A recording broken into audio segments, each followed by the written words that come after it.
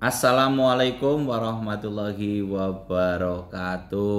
Waalaikumsalam warahmatullahi wabarakatuh. Masih bersama Pak Iswadi dalam acara ngobrol bareng Pak Iswadi. Dan hari ini saya kedatangan tamu yang sangat spesial, yaitu Pak Fikih Hidayat, SPD MSI Han ya.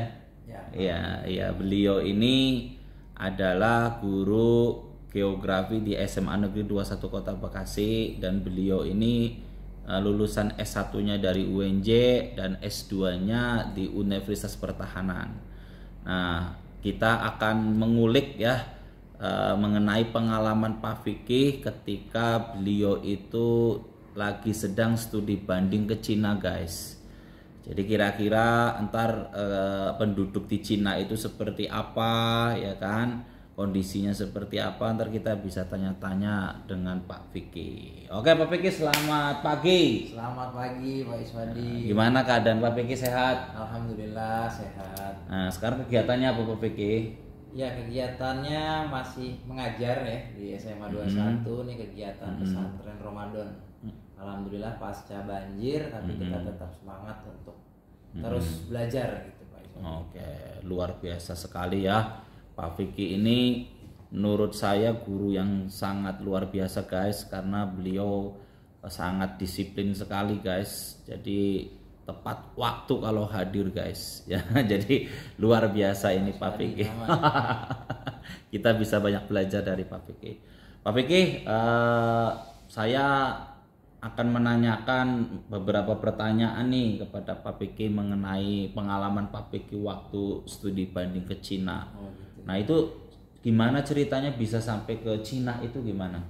Oke, baik. Perjalanannya sebenarnya ya panjang nih. Karena di awalnya saya itu dari S1 dulu kan, UNJ, lulus kuliah keguruan. Nah, tentunya saat itu masih bingung juga kan. Dalam artian bingung tuh, kita mau mengajari tapi kan belum tetap saat itu ya, baru lulus lah, baru menjadi fresh graduate. Nah, kebetulan saya dapat informasi terkait pendaftaran beasiswa gitu. Ya sebenarnya saat itu sih coba-coba aja Pak. Jadi untung-untungan lah daftar, diterima atau enggak ya.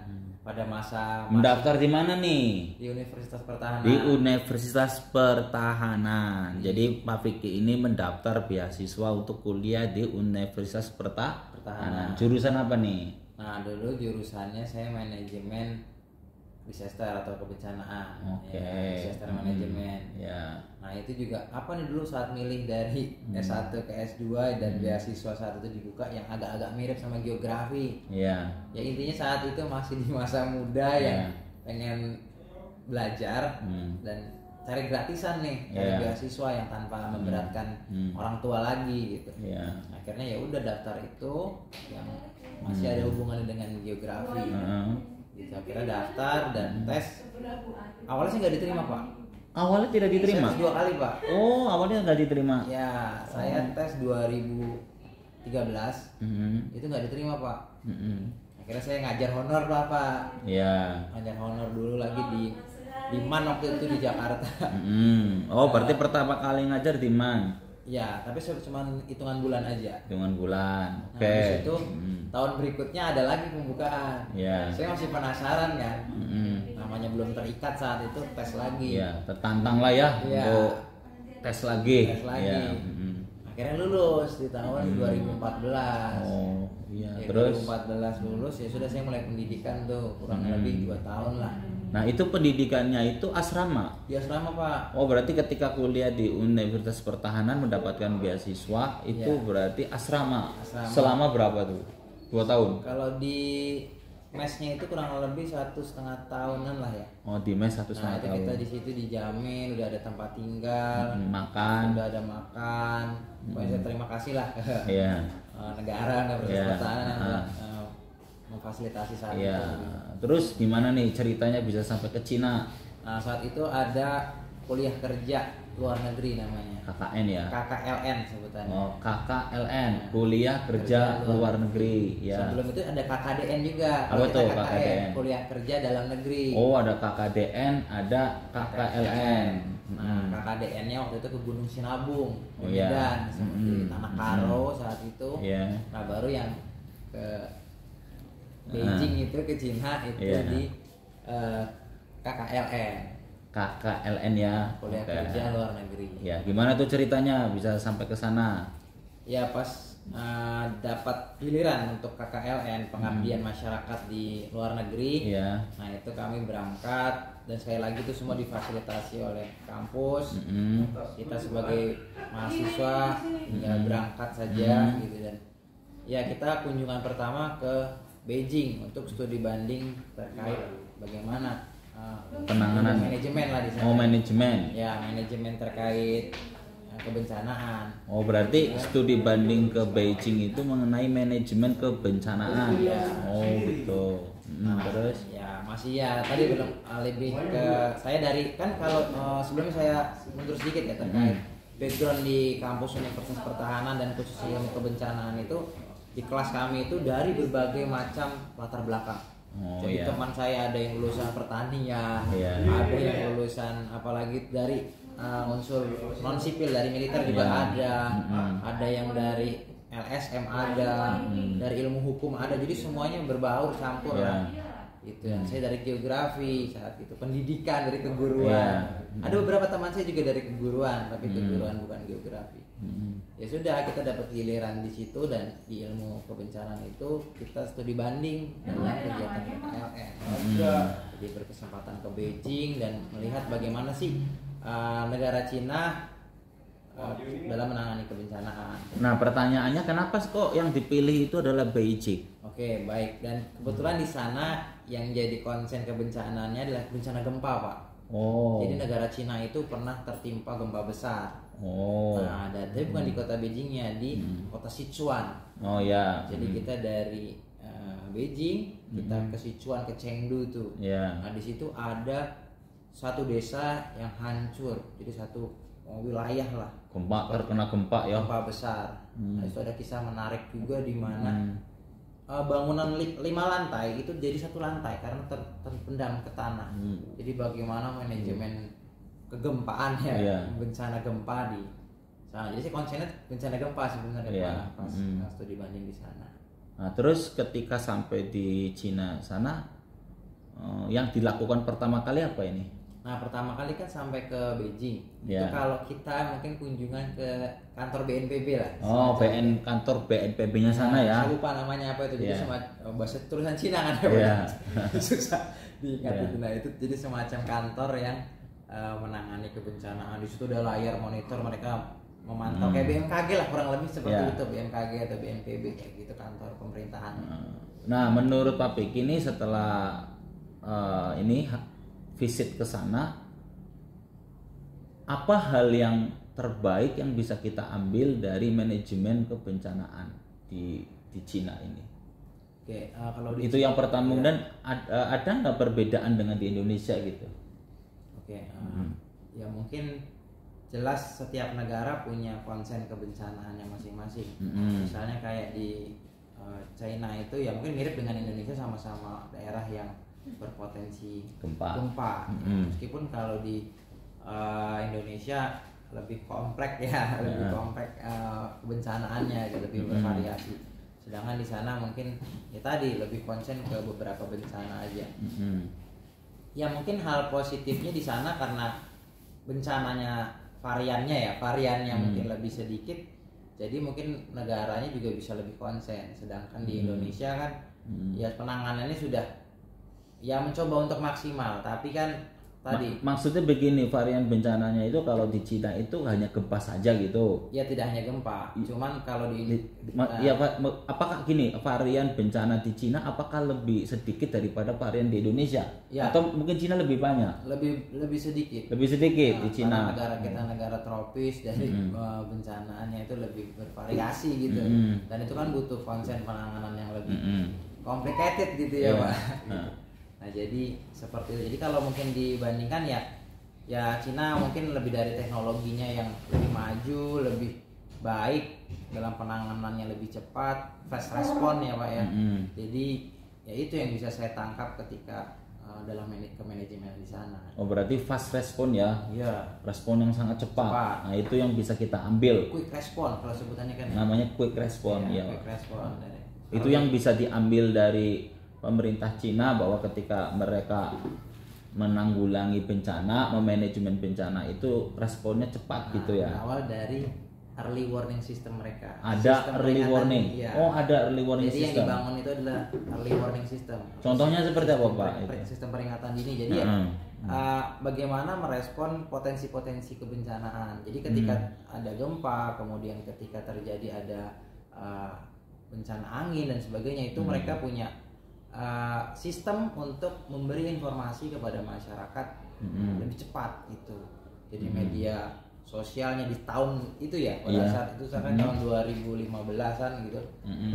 Mungkin ya media sosialnya nggak seperti tahun sekarang. Mungkin kalau sekarang saya kesana lagi mungkin ya itu lebih bagus lagi gitu. Lebih cepat. Jadi mungkin tadi untuk para narasumbernya Pak Is, saya kasih itu tahun 2015 ya.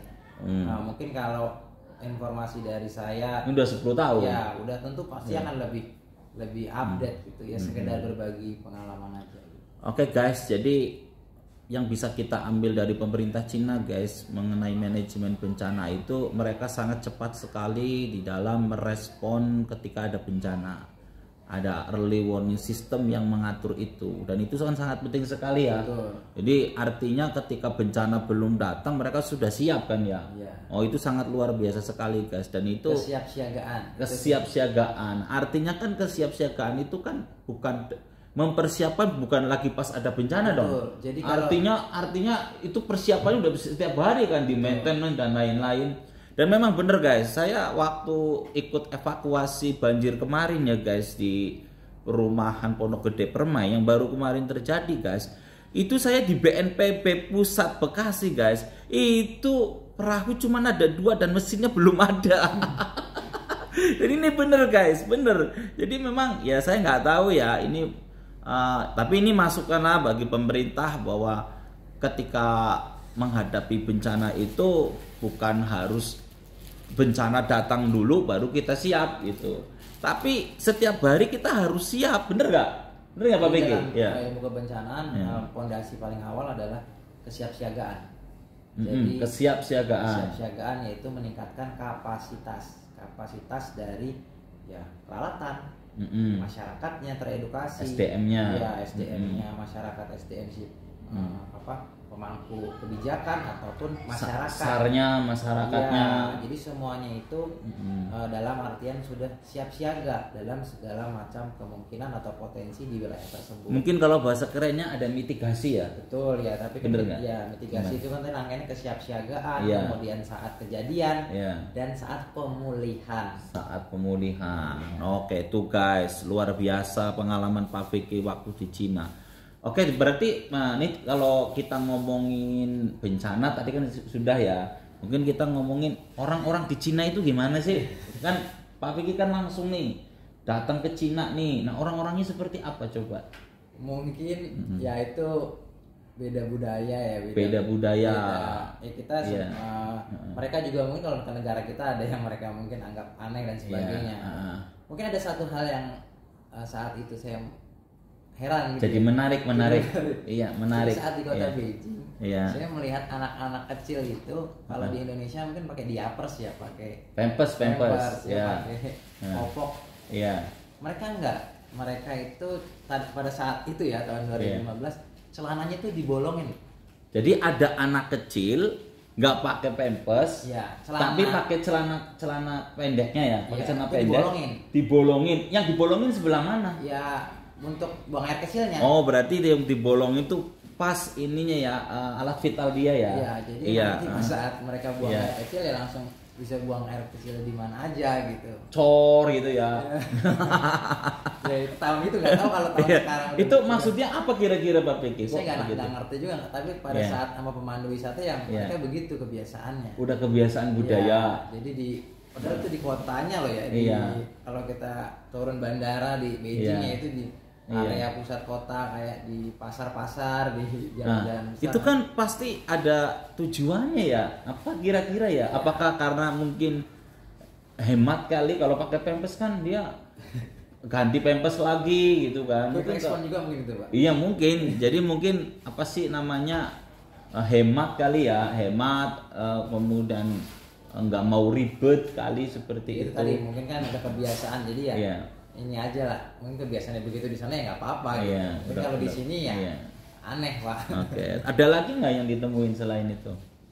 Ya selebihnya dari itu ya fasilitasnya semua mereka di sana, meskipun kotanya crowded. Satu lagi yang menarik, mungkin saya ngelihat saat itu di jalan raya ya mobil-mobilnya jelas banyak mobil-mobil mewah, banyak orang yang dikatakan kaya raya, tapi juga banyak orang-orang yang mungkin di Indonesia sekarang udah jarang lah. Mereka tuh banyak kayak naik sepeda-sepeda yang udah jelek, udah butut gitu. Unik, sepeda unik apa? Enggak, sepeda-sepeda ya kalau kita mungkin nggak ada yang mau naik kali, Pak. Enggak. Tapi dirantai, Pak. Jadi dirantai sangat kuat. Dirantai ini mereka takut dicolong ya? Iya, kayaknya digembok, nanti mereka nyambung fasilitas transportasi umum. Nah itu tadi transportasi umum di sana udah pada saat itu keren lah.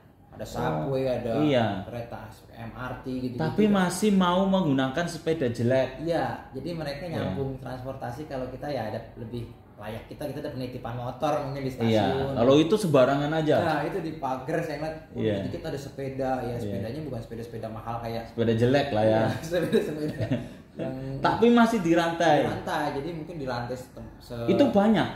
Beberapa titik saya ngeliat. Beberapa titik. Iya, saya kan lihat ini di Indonesia jarang deh orang bawa sepeda jelek terus dirantai di pagar jalanan gitu.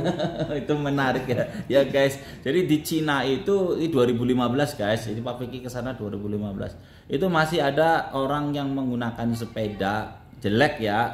Nah jelek di sini maksudnya yang sudah, kalau mungkin di Indonesia tidak lihat lah orang pakai sepeda itu berangkat kerja. Iya mungkin tidak layak di sini ya sudah. Iya itu masih dipakai guys. Dan dirantai lagi ya kan. Tadi nyambung naik angkutan. Ntar nyambung lagi ke angkutan umum ya. Seperti subway, kereta yang ada. Tapi menurut saya itu bagus lah ya. Bagusnya kan dia mau pakai sepeda sambil olahraga kan ya. Dan mungkin itu ini karena saking cintanya sama sepeda itu kan. Banyak kenangan kali di situ. Luar biasa. Ada lagi nggak selain itu? Itu aja, ini rasanya nggak lama ya di sana. Berapa hari Pak Vicky di Cina? Kurang lebih nggak nyampe 10 hari lah, 10 hari. Tidak sampai 10 hari. Nah makanannya gimana di sana waktu di sana? Kalau makanan sih masih nasi banyak ketemu di sana. Nasi, sayuran, saya pokcoy pasti selalu ada Pak. Pokcoy. Kayak seafood gitulah ya maksudnya makanan Chinese food gitu kan. Tapi harus nyari yang halal di sana kan, ada yang non halal juga banyak. Ini semua ditanggung oleh kampus. Iya. Nggak bayar sama sekali. Enggak. Luar biasa guys. Jadi terima kasih pada saat itu. Terima kasih, luar biasa. Unahan Universitas Pertahanan. Nah, kira-kira nih Pak Vicky, setelah Pak Vicky visit ke sana nih, apa hal yang bisa diambil sisi positif dari kunjungan itu? Ya tadi di pembicaraan kita ya terkait apa yang bisa diambil banyak sih Pak. Terutama tadi dalam ilmu kebencanaan, bagaimana mereka bisa menangani kebencanaan dengan cepat, mampu meningkatkan kapasitasnya, mampu mengambil pelajaran dari kejadian sebelumnya. Nah itu jadi mereka dari kejadian gempa besar tadi mereka bikin museum. Ya mungkin dicontoh di Indonesia kayak tsunami Aceh, mereka bikin museum sebagai reminder, sebagai pengingat. Nah, ini yang paling keren nih guys. Jadi warganya gitu. Pemerintah Cina membuat museum bencana itu. Iya. Nah, itu untuk remind ya, untuk mengingatkan agar kita waspada. Nah, itu luar biasa guys. Jadi literasinya sangat luar biasa untuk membuat penduduk di situ mengingat bahwa kita ini harus hati-hati nih dengan bencana ini. Kita harus siap nih. Dibuatlah museum ya untuk mengingatkan. Iya, luar biasa sekali ya. Oke, ada lagi nggak selain itu? Itu aja sih Pak, mungkin saya masih belajar sedikit waktu itu. Oke guys. Sekarang kita minta Pak Vicky kiat-kiatnya bagaimana sih agar bisa dapat beasiswa ya kan, kemudian agar bisa keluar negeri gratis gimana? Silakan Pak PG. Ya. Kalau dibilang kiat itu mungkin kalian ya bagi yang ingin lagi cari beasiswa ya harus terus cari informasi lah. Cari informasi, ya, banyak-banyak literasi, banyak-banyak cari. Kita duduk ini. Gelap-gelapan ini. Sumber informasi gitu. Jadi jangan diam-diam aja, nggak mau bertanya. Tempat yang lama kita ini. Cari informasi ini. Cari informasi mengenai beasiswa itu. Ya, Pak, dari mana saja. Dari mana saya saja. Juga nggak nyangka dapat informasi itu. Iya. Terus setelah dapat informasi harus ikut tes dong. Iya. Belajar. Penuhi persyaratannya, tentunya kan dari setiap beasiswa itu punya persyaratan masing-masing. Ya. Terus bagaimana nih bisa ke luar negeri biar gratis? Ikut beasiswa juga. Waduh, luar biasa guys. Jadi intinya harus banyak berliterasi, mencari informasi mengenai beasiswa ke perguruan tinggi ataupun ke luar negeri ya. Gitu ya. Wih, luar biasa. Oke Pak PG, terima kasih sudah hadir. Mudah-mudahan bermanfaat. Acara kita apa namanya? Ngopi. Apa itu ngopi? Ngobrol bareng Pak Iswadi. Wih, terima kasih luar biasa. Oke guys, semoga kalian sukses selalu. Terima kasih. Assalamualaikum warahmatullahi wabarakatuh. Waalaikumsalam warahmatullahi wabarakatuh.